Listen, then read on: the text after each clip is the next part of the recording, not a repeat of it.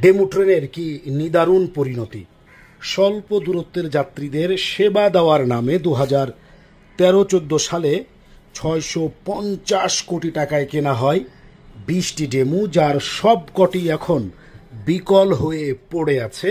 এগুলো এখন আর মেরামত করা সম্ভব নয় বলছে বাংলাদেশ রেলওয়ে, যে কারণে প্রতিটি ট্রেন কমলাপুর রেলওয়ে স্টেশনের যে লোকোশেড সেখানে নিয়ে ফেলে রাখা হয়েছে। প্রতিটি ট্রেন ভেঙে চুরে একেবারে মরচে ধরে মাটির সাথে মিলিয়ে যাওয়ার মতো অবস্থা। যখন এই ট্রেনগুলো কেনা হয় তখনই আসলে বাংলাদেশে এর কোনো মেরামতের কারখানা ছিল না কোনো লোকোশেড, না ছিল কোনো সক্ষমতা মেরামতের। তারপরেও 650 কোটি টাকা খরচ করে কেনা হয় 20টি ডেমু, যার সবগুলো এখন বিকল হয়ে পড়ে আছে, এইভাবে মাটির নিচে এখন মিশে যাওয়ার অপেক্ষায়। এই ডেমুগুলো যখন কেনা হয় তখনই বিশেষজ্ঞরা বলেছিলেন বাংলাদেশের আবহাওয়া এবং জলবায়ুতে এই ট্রেন উপযুক্ত নয়।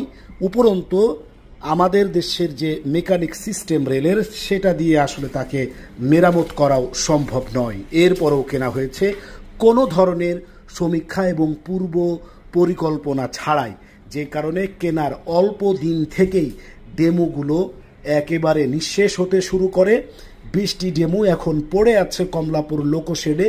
বিশাল এরিয়া জুড়ে ট্রেনের ভেতরে এই অবস্থা, আর বাইরে একেবারে ঘন অরণ্যে জঙ্গলে ছেয়ে গেছে। সর্বশেষ দেশীয় প্রযুক্তিতে সেগুলোকে মেরামতের চেষ্টা হয়েছে, কিন্তু সেটাতেও সক্ষম হয়নি রেল। বিপুল অঙ্কের টাকা খরচ হয়েছে, বেড়েছে রাষ্ট্রীয় লোকসানের পাল্লা।